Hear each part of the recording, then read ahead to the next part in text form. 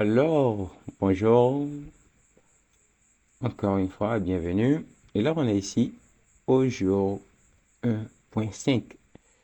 Alors là, pour la dernière vidéo, pour ceux qui viennent d'atterrir directement ici, j'avais présenté ici un nouveau projet qui avait ici cette idée-là. Voilà, juste ça, c'était ici ça l'idée du projet que je vais mettre en place. Et j'ai dit qu'on allait faire ici pour le mettre ici en ligne, plutôt le mettre en ligne ici sur Play Store. Donc, comme j'ai dit, je suis crevé, donc c'est pour le mettre en ligne sur Play Store si on arrive au bout.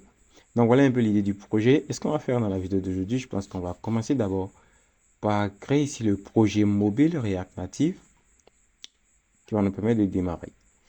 Donc pour React Native, ce qu'on va créer, on va vouloir créer ici un nouveau projet en utilisant le nouveau onglet, le nouveau React Router. On va pas utiliser la navigation de React, on va utiliser ici React Router. Donc on va venir rechercher React Router sur Google directement. Mais je me demande bien si c'est le bon. Oh, c'est pas React Native Router. Excusez-moi de vous perdre un peu, de vous perdre le temps, c'est plutôt Expo Router. Parce que là, on va vouloir le faire avec Expo et on va le faire avec Expo Router. Donc, désolé. Donc, c'est Expo Router. Et je me demande bien si je vais pas couper cette partie, si je fais du montage, ou alors si je peux bien ici. D'accord, donc on va choisir ici Expo Router. On va prendre Expo Router.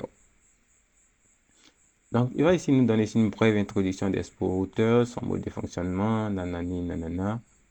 Et ce qu'on va faire, on va venir prendre ici la partie Quick Start. Donc, ici, on peut prendre l'installation manuelle. Donc, pour l'installation manuelle, on va demander de créer ici un nouveau projet React Native. On va faire ça ensuite. On va faire ça ensuite. On va faire ça ensuite. On va faire ça ensuite.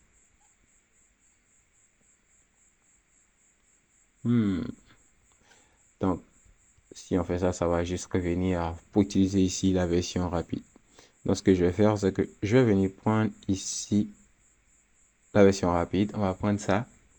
We recommend creating a new expo using npace create expo app. Donc, on va faire ici un copie. Et juste ici, pour qu'on puisse commencer, je vais aller au niveau de GitHub et créer ici un nouveau projet.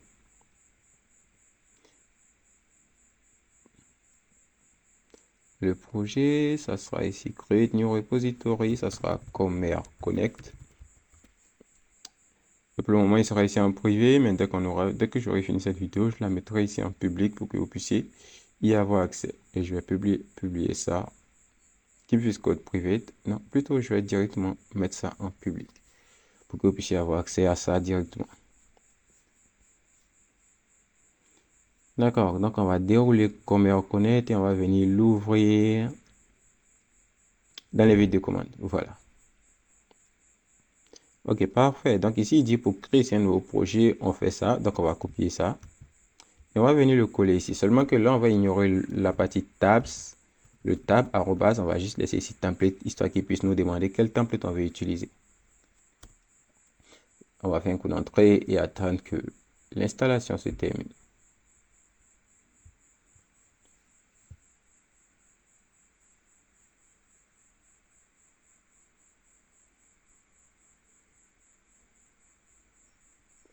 Ok, l'installation est terminée. Ce qu'on va choisir ici pour le type, on va prendre blank avec TypeScript. Parce que là, on va vouloir un peu corser un peu la chose. On va vouloir utiliser TypeScript ici pour pouvoir avoir un peu plus de sécurité et beaucoup plus de problèmes. Donc, sécurité et problèmes parce que je pense que nous sommes nombreux, nous qui ne maîtrisons pas TypeScript. Moi, le premier. Et le typage, ça va un peu nous faire chier, mais je pense qu'on va y arriver. Donc, on va faire ça, on va cliquer ici sur Entrée pour prendre ici la section vide avec TypeScript pour qu'il puisse nous générer un nouveau projet. Et ici, le nom de notre application, on va l'appeler Commerce Connect. Voilà, tout simplement. Et ici, il va créer notre application pour nous. On n'a plus qu'à attendre ici qu'il termine ici ces petites choses pour qu'on puisse voir ce qu'on peut créer ici comme premiers écrans pour notre application. Ok, apparaît ici une petite éternité. Mon projet a enfin généré. Et là, je vais faire ici un change directory pour aller ici dans le répertoire du projet. Et ce que je vais faire, je vais l'ouvrir ici avec VS Code, avec code point au niveau du terminal. Et je peux maintenant faire sauter ici le terminal. Zut, il a ouvert ici avec cursor. Euh,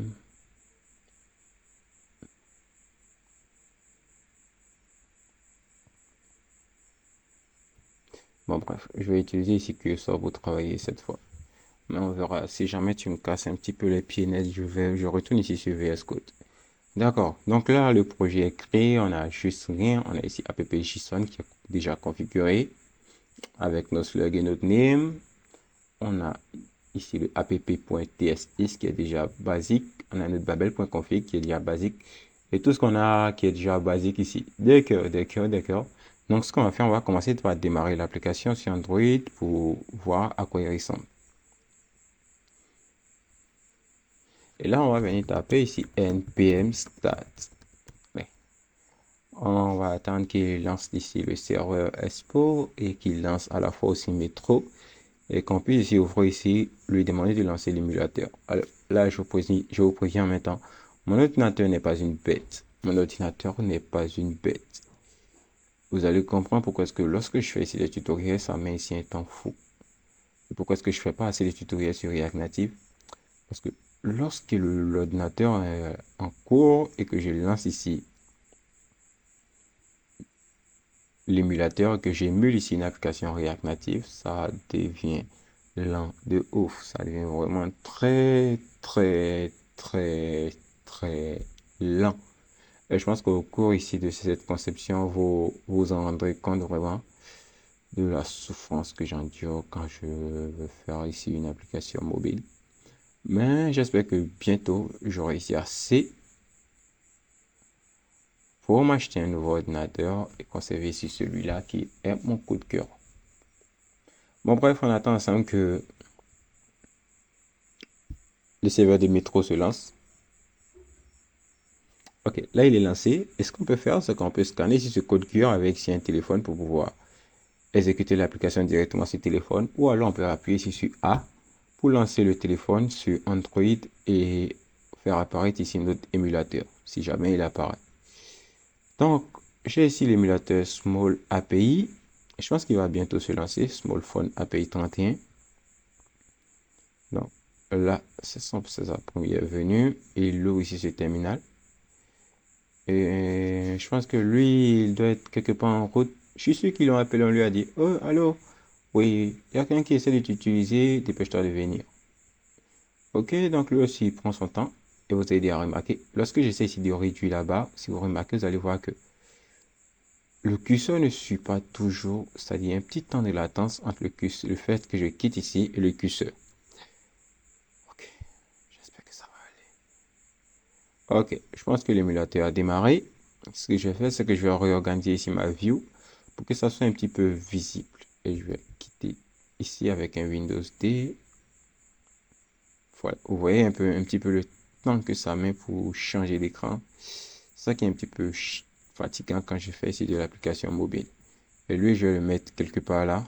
Et je vais réduire un petit peu ici le téléphone qui refuse d'être réduit. Ok, donc voilà. Un petit émulateur là et c'est bon. Et là, il n'a pas démarré par contre. L'émulateur s'est lancé, mais l'application n'a pas démarré. Donc, qu'est-ce que je fais dans ce cas? Je clique ici sur A pour ouvrir ici sur Android. Et j'attends ici encore qu'il sort ici sur Android.